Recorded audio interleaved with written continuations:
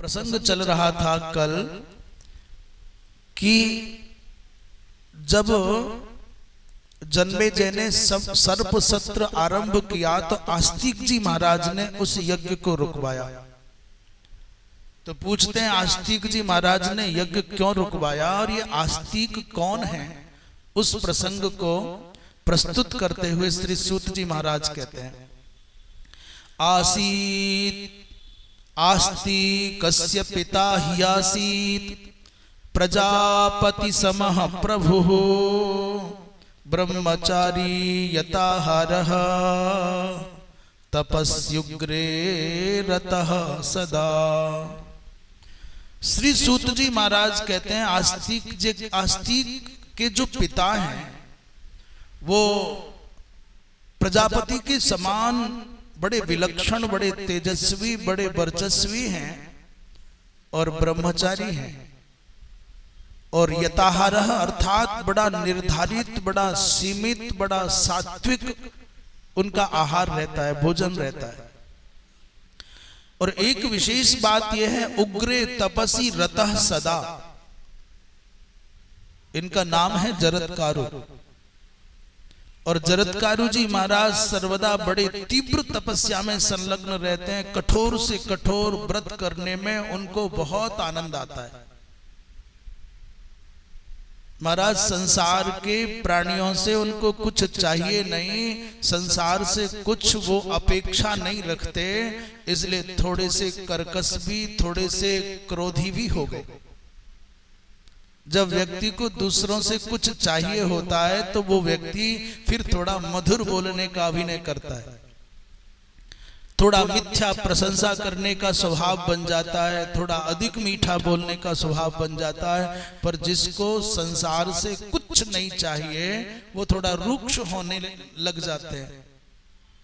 पर सोचो कि संसार से कुछ अपेक्षा भी नहीं है और मन का, हृदय का माधुर्य, वाणी का माधुर्य भी बना हुआ है, हृदय का आनंद भी बना हुआ है, हृदय में सरसता भी बनी हुई है, तो वो अवस्था कितनी अद्भुत होगी।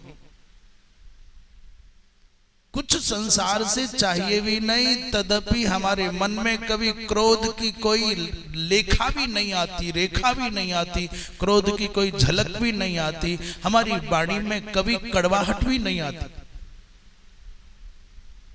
जो साधक होकर के, जो भगवान का भजन करने वाला बन करके महाराज कटु नहीं बोलते, रुक्ष नहीं बोलते, कड़वा नहीं बोलते, किसी का अहित चिंतन नहीं करते, समझ लेना उनके ऊपर भगवान की महती कृपा है, उनके ऊपर गुरुजनों का अनुग्रह विशेष है।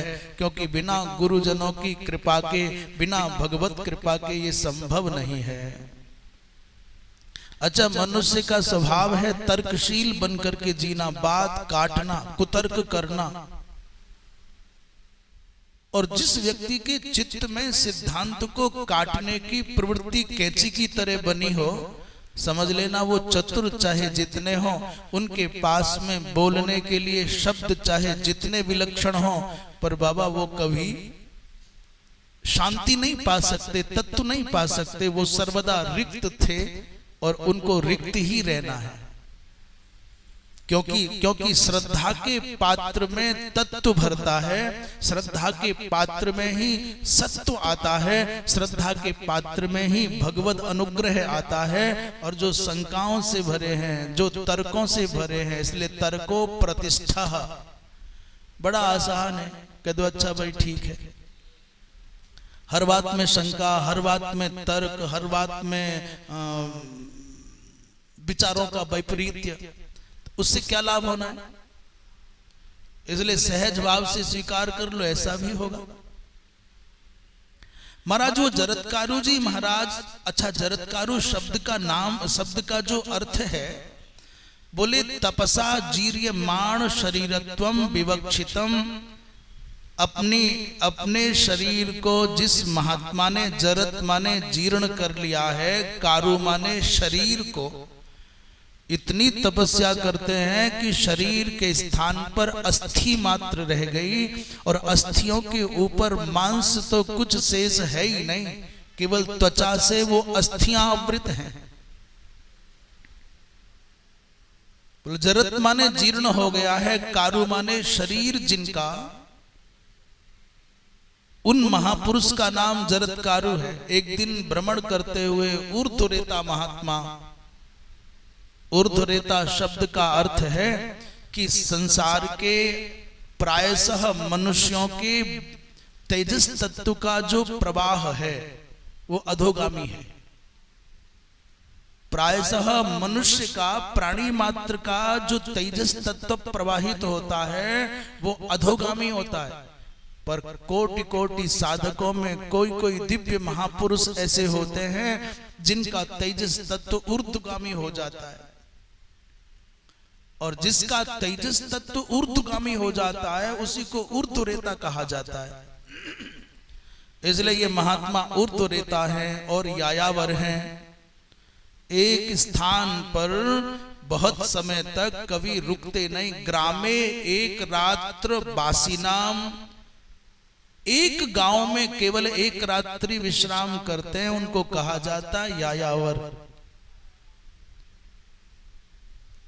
और साथ में एक एक पक्ष में एक एक बार जो होम करते हैं उनको भी यायावर कहा जाता है। पक्षे एक बार होम कर्तृणाम।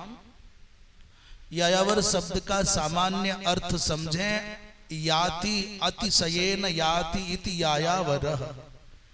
जो परिभ्रमणशील हैं, जो परिव्राजक हैं, जो एक स्थान पर अपना मठ अधिक बना करके नहीं रहते, जो एक स्थान पर एक रात्रि से अधिक विश्राम नहीं करते, हाँ तीर्थ में एक सप्ताह तक अथवा उससे भी अधिक, अथवा चातुर्मास्य को छोड़ करके एक स्थान पर कहीं बहुत काल तक जो नहीं रहते उनको यायावर कहा जाता है। भ्रमण करते हुए तीर्थ यात्रा के क्रम में पहुंचे तो एक दिन जंगल में देखा एक गड्ढे में पितृगण नीचे की ओर सर है और ऊपर की ओर पांव है, लटकते हुए आंखों से आंसू गिरा रहे, बड़े मुख कमल पर निराशा के भाव है। जिस जिस आश्रय पर, जिस आलंबन पर वो लटके हैं वो सामान्य जीर्ण सी घास है, और उस घास को भी चूहे कुतर रहे, चूहे काट रहे। अटमानः कदाचित् स्वान् सददर्श पितामहान् लंबमानान् महागर्ते पादैरूर्ध्वैरवांग मुखान्। महाराज पैर ऊपर की ओर, मुख नीचे की ओर एक गर्त माने गड्ढे में लटके हुए अपने पितरों को देख करके पूछा, भाई आप कौन हैं? और इस घास के गुच्छे के सहारे लटके हो, इसको चूहा खा रहा है। उन पितरों ने कहा, भाई हम एक यायावर, हमारे वंश में एकमात्र महात्मा शेष है जिसका नाम जरत कारु है, और हम वो अभागे पितर हैं जिसके वंश में एकमात्र व्यक्ति बचा और वो भी विवाह नहीं करता। हम इसलिए चिंतातुर हैं, इसलिए आंसू गिराते हैं कि अब इसके चले जाने के अनंतर हमारा श्राद्ध, हमारा तर्पण कौन करेगा। पर भैया तुम कौन हो जो इतनी प्रीति के साथ हमसे पूछते हो, हमारा दुख जानना चाहते हो। कस्त्वम बंधु रिवस्माकम रिवास्माकम अनुशोचसी सत्तमा। उन पितरों ने पूछा, भाई इतना ध्यान से तुम हमको देख रहे हो और हमारे दुख में दुखी होकर के हमारे मन को हल्का करने की भावना से इतने प्रेम से संवाद करते हो, तुम कौन हो? जरत्कारु ने कहा, भगवान मैं ही वो अभागा आपका वंशज जरत्कारु हूं, परंतु मेरे मन में तो दूर दूर तक विवाह करने की कोई भावना नहीं है। और पितर कहते हैं कि वत्स तुमको विवाह कर लेना चाहिए, विवाह करो, पुत्र उत्पन्न करो, क्योंकि पुत्र के माध्यम से मनुष्य अनेकों अनेकों लोगों को जीत लेता है। नहीं धर्म फलैस्तात न तपोभिः सुसंचितैः ताम गतिम प्राप्नुवन्ति पुत्रिणो याम ब्रजन्ति वै। उन पितृगणों ने कहा कि मनुष्य जिन दिव्याति दिव्य लोकों को बड़ी बड़ी तपस्याओं के माध्यम से प्राप्त करते हैं, उन्हीं दिव्याति दिव्य लोकों को एक सदगृहस्थ व्यक्ति, सदाचारी, सद्गुणी, श्रद्धावान पुत्र उत्पन्न करके प्राप्त कर लेता है। हम निवेदन करें कि संतान को जन्म देना मात्र पर्याप्त नहीं है, जैसे मात्र वृक्ष लगा देना पर्याप्त नहीं है, उस वृक्ष का पालन पोषण रक्षण करना भी आवश्यक है। और जब तक वो वृक्ष अपने आप अपनी जड़ों के माध्यम से अपना पोषण अपने आप न करने लगे, तब तक उसकी रक्षा करना परमावश्यक हो जाता है। तो जैसे वृक्ष मात्र आरोपित करना, लगाने मात्र से बात नहीं बनेगी, उसका अभिरक्षण करना भी परमावश्यक है। ठीक वैसे ही संतान को जन्म देने मात्र से आप पिता कहला सकते हैं, आप माता कहला सकते हैं, परंतु इतना मात्र पर्याप्त नहीं है। पिता होने का तात्पर्य, माता होने का तात्पर्य अपनी कुल परंपरा, अपनी सनातन परंपरा, अपने सिद्धांतों को, अपनी भारतीय संस्कृति को महाराज उन अपनी संतानों के चित्त में स्थापित कर दें, उनको शिक्षा और संस्कार दोनों दें, उनको सदाचार का बोध कराएं, तब जाकर के आप वास्तविक पिता और वास्तविक माता कहलाने के अधिकारी हो। केवल संतान उत्पन्न कर देना और उनको उनके भरोसे छोड़ देना, इतने से माता पिता बनना सार्थक नहीं हो सकता। इसलिए वत्स तुम तो विवाह कर लो। जरत्कारु ने कहा, भगवान मेरे जैसे दरिद्र के साथ भला बताओ कौन विवाह करेगा? भोगाय धनदार संग्रहो न कार्यः, धनम यज्ञाय विवाह पुत्राय एव। महाराज आप बार बार आग्रह करते हो कि विवाह करो विवाह करो, पर मेरे पास तो कोई साधन तो है ही नहीं, और कदाचित साधन भी होता तो मेरे पास विवाह के योग्य मनोवृत्ति वाला मन भी नहीं है, भाव भी नहीं है। मन के किसी कोने में इच्छा भी तो उत्पन्न हो कि विवाह करना है, और फिर भी आप बारंबार आग्रह करते हैं। तो प्रभु मेरी कुछ शर्तें हैं, मेरा कुछ अपना मनोभाव है, यदि इन शर्तों के साथ कोई महानुभाव अपनी कन्या मुझको आकर के देगा तो मैं विवाह के बारे में सोच सकता हूं, क्योंकि आपकी आज्ञा पालन करना परम धर्म है, ये मैं मानता हूं। तो आप श्रवण करें जरत्कारु जी महाराज की जो विवाह के संबंधी कितनी शर्तें हैं। बोले महाराज पहले तो शर्त यह है कि जो मेरा नाम है उसी नाम की कन्या मिलेगी तो विवाह होगा। और महर्षि का नाम क्या है? महात्मा जी का नाम क्या है? जरत्कारु। मनुष्य का नाम भी जरत्कारु मिल जाए तो बड़ी उपलब्धि मानी जाए, पर भला संसार में कौन होगा जो अपनी कन्या का नाम जरत्कारु रखे? परंतु इनकी पहली शर्त है कि जो नाम मेरा है वही नाम उस कन्या का होना चाहिए तो विवाह करूं। और दूसरी बात, भगवान कन्यादान के लिए मैं किसी के द्वार पर हाथ फैलाने नहीं जाऊंगा, अपनी उस कन्या को लेकर के कन्या के अभिभावक मेरे यहां चल करके आए, निवेदन करें तो मैं कन्या ले सकता हूं। भिक्षा के रूप में उस कन्या का वरण करेंगे।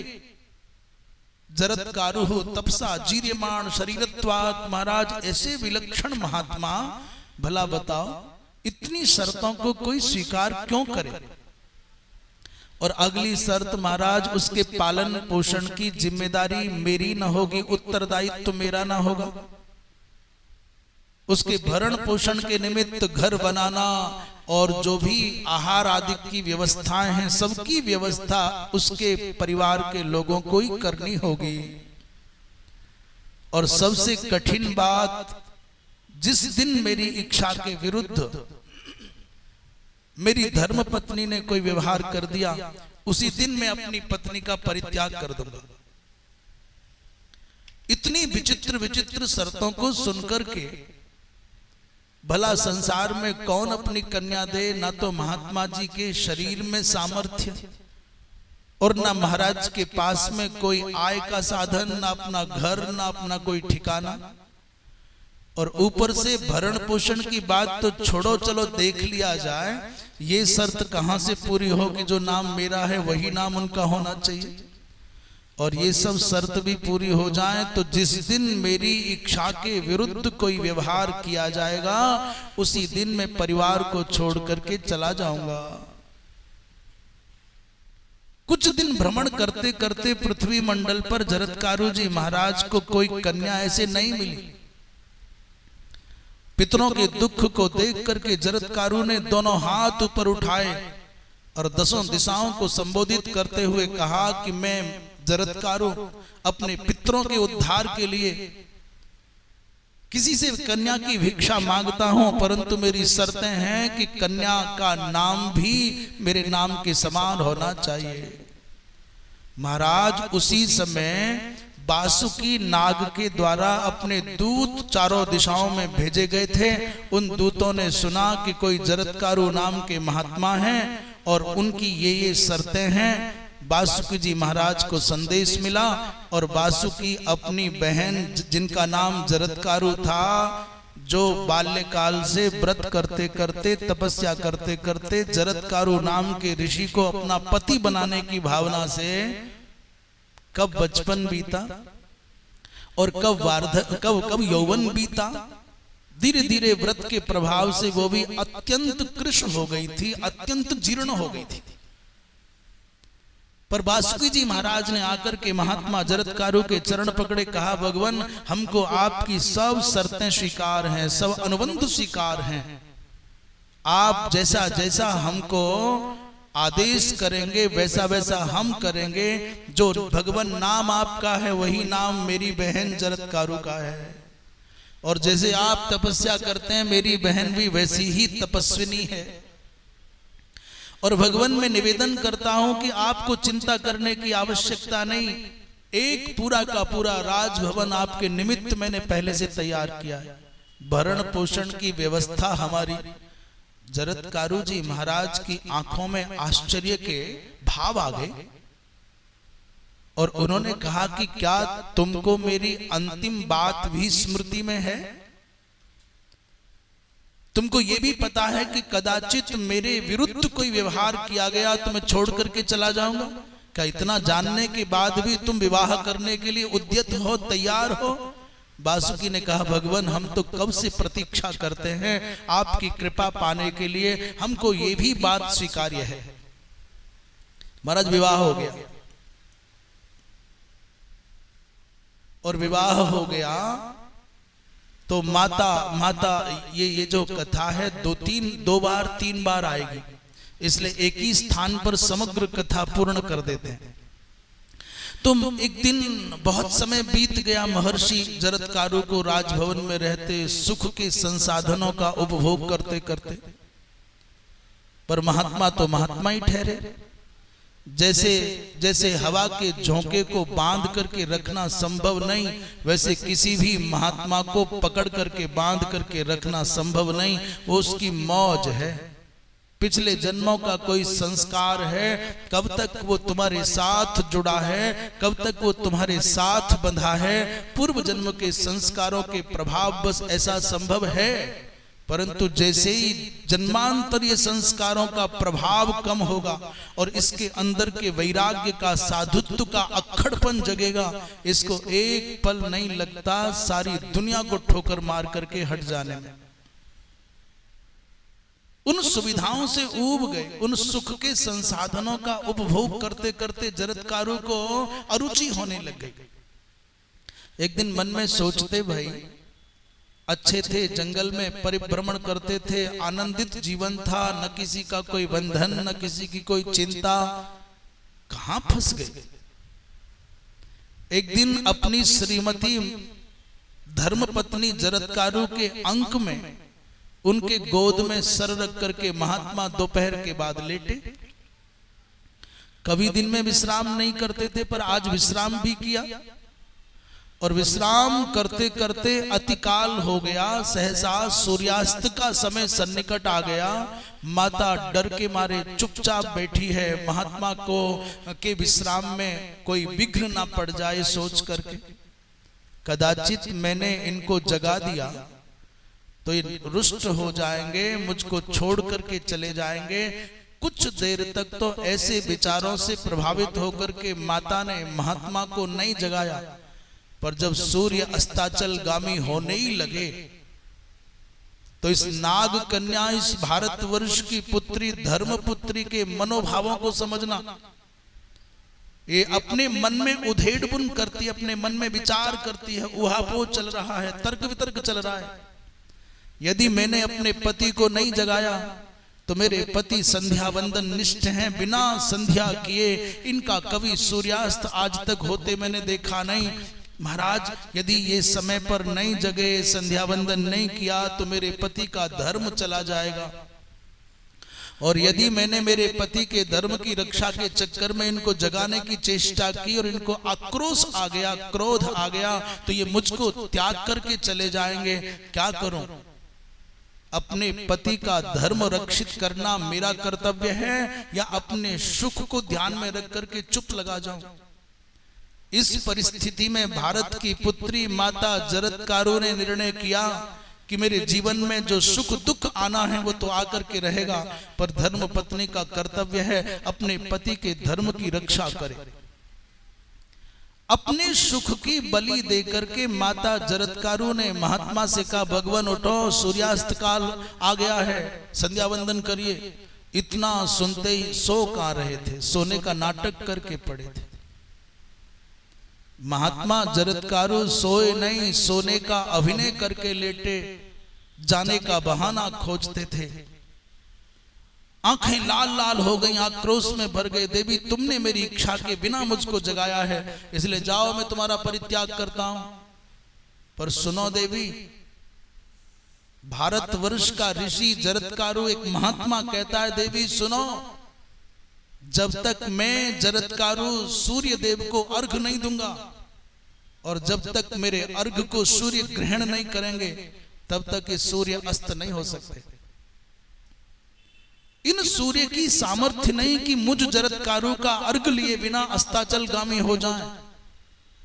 और तुमको विश्वास नहीं हो तो अपनी आंखों से देख लेना, अतिकाल होने पर भी भगवान सूर्य टिके रहे। और झटिति महात्मा जरत्कारु ने स्नानादिक संपन्न किया और भगवान सूर्य को अर्घ दिया। अर्घ देते ही सूर्यास्त हो गया। भारतवर्ष के ऋषि की सामर्थ्य देखना कि संध्या वंदन किए बिना, अर्थात भगवान सूर्य को अर्घ दिए बिना, ये कहते हैं कि मेरा अर्घ लिए बिना भगवान सूर्य अस्ताचलगामी नहीं हो सकते। उनकी संकल्प में उनकी सामर्थ्य सिद्धि ऐसी विलक्षण, उनके क्रिया शक्ति कर्मकांड पर इतना दृढ़ विश्वास कि मैं जब तक सूर्य को अर्घ न दूं तब तक ये अस्त नहीं हो सकते। महाराज महात्मा तो चले गए छोड़ करके राजभवन। बासुकी आए, बहन कृतकृत्य हुई कि नहीं, यद्यपि तुम हमारी भगनी हो, पर इस जो उद्देश्य है पूर्ण हुआ कि नहीं? तो माता जरत्कारु ने कहा कि मैंने निवेदन किया था भगवान, जिस निमित्त विवाह हुआ उसके विषय में तो कुछ कृपा करके जाओ। तो महात्मा ने जाते जाते कहा कि अस्ति तब गर्भे, अस्ति अस्ति अर्थात है। उन्होंने ऐसा कहा है। बासुकी ने कहा तब तो आनंद हो गया। वो संकल्प सिद्ध महापुरुष की वाणी कभी मिथ्या नहीं हो सकती, इसलिए अस्ति कह करके गए तो अपने पति के द्वारा संबोधित इस शब्द का आश्रय लेकर के माता ने अपने बालक का नाम आस्तिक रखा। परंतु आस्तिक जी महाराज जरत्कारु के पुत्र ने यज्ञ का, इस सर्प सत्र का निरोध क्यों कराया, इसका निषेध क्यों कराया? बोले इस विषय में बड़ी विलक्षण एक घटना है।